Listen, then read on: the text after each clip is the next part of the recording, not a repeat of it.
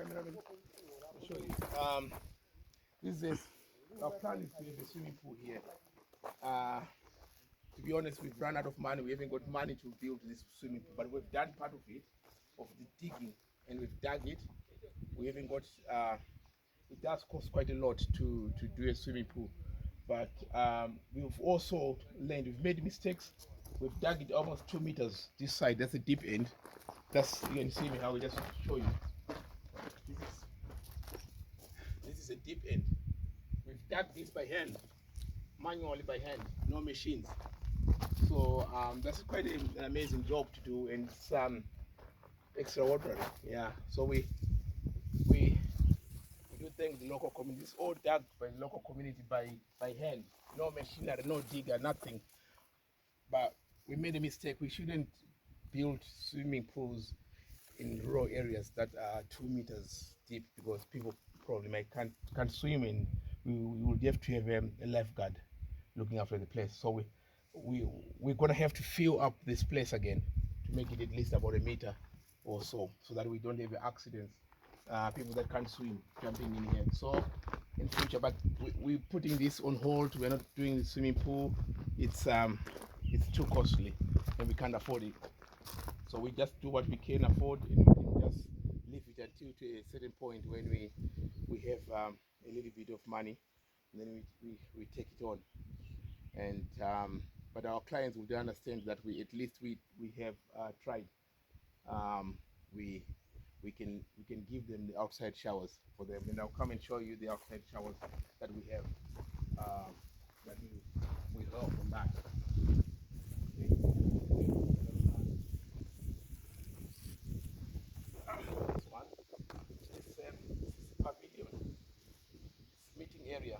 Yeah, it's the central part of the village complex. So after a day out, game drives, Victoria Falls, water rafting, patch diving, and all sorts. You come here, you rest, you give you refreshments. You can have a glass of wine, whatever you want to have. So this is done here, and we have gardens as well. These are the accommodations. So the accommodations going is like a semicircle kind of approach. But our main plan, or our thinking is to have gardens that are sort of therapeutic, and we want to try and prove that we can have gardens here that can make people relax. And this is part of the plan. It's the dry season, and it's hard to keep them green. Its water is tight here. It's very scarce commodity to have water here. So you can see for yourself. So this is the mating season. You can see this guinea fowl on its own. That's a male. So it's been chased out from the other one because they're all after the hens, and it's the mating season for guinea fowl. So it's exciting times. We're going to have eggs in the next month or so. So we can tell by the behavior of these guinea fowls. We've looked after them for a while, and we know what's happening. We're going to have eggs very soon. And the beauty about this is we've created a safe haven for other for nature to thrive here. We've got birds that are coming in for water, and we fill water around. So we've got water points around for wildlife. And let's show you the accommodation.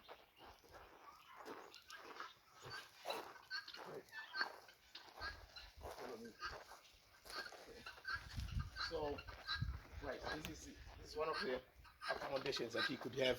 It's still a lot of work to be done, but you can tell that quite a lot has already been put. No windows yet. That is the next thing, and these will get polished again as time goes on. And this is all hardwood done by regenerated wood that has been made to make these frames. Are very strong. These frames are very strong, and are made from local hardwood. And in here is standard. It doesn't look that nice yet, but you might be wondering what all these signs are. This was the position for a window, but we've closed it up. Just do one big window is $200. So by putting this down, we cut our costs, but we still maintain enough window and sunshine to come in, and enough ventilation as well. From that, there's quite a lot of thinking in terms of ventilation and just to make it comfortable.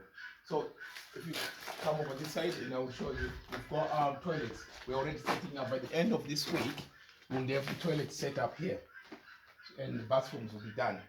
So you have a shower, you have a basin, the toilet seat is here. It's all marked. Toilet seat here, the shower is here. So that's it. In this coming week, we are working on this. That's our main sort of goal, to do that.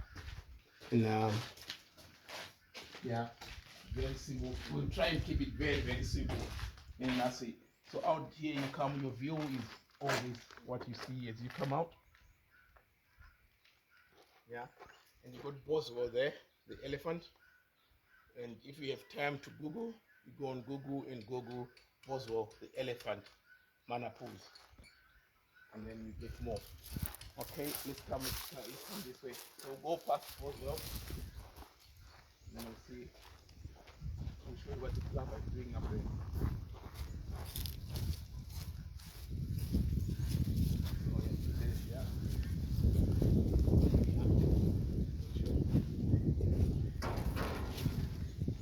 So here is Boswell.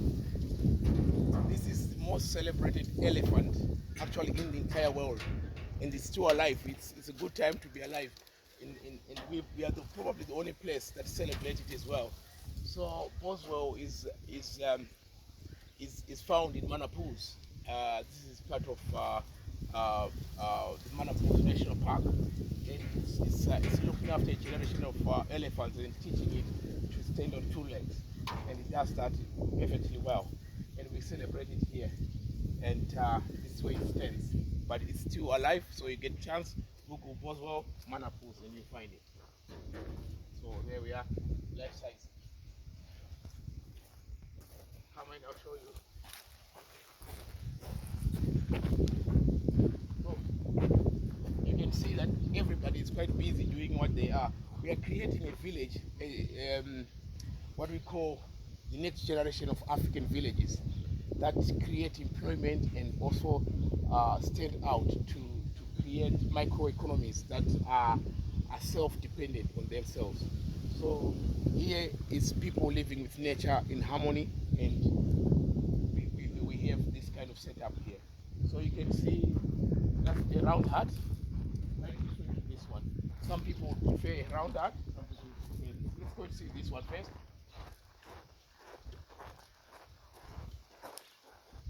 Okay. So you can actually see there's some work happening here. The plumbing is already going on. So you've got plumbing, copper wires, copper pipes going in, and there you have the plumber.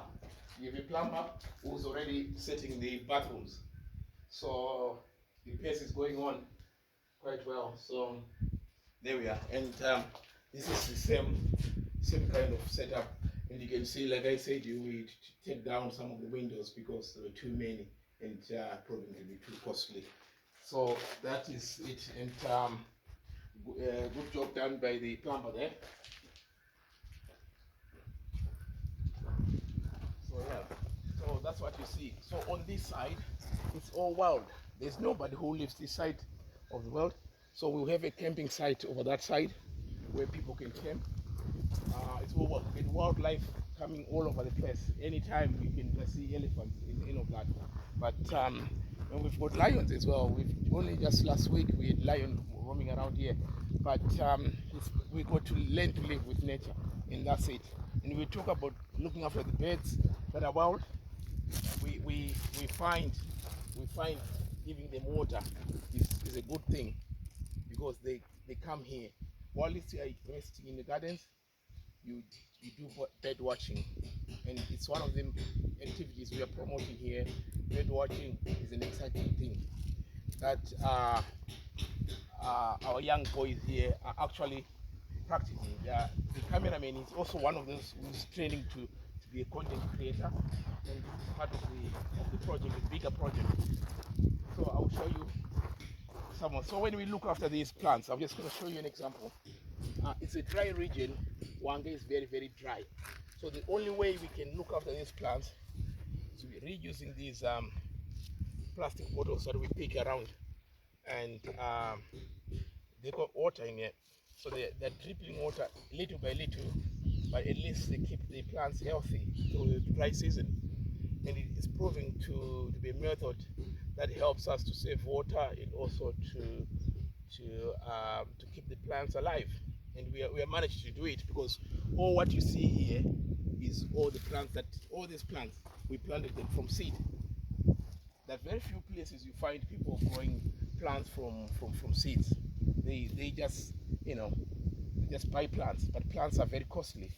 So this plant would, if you were to buy it from a nursery, would be about $30. So $20 to $30. So how many plants would we need for this place?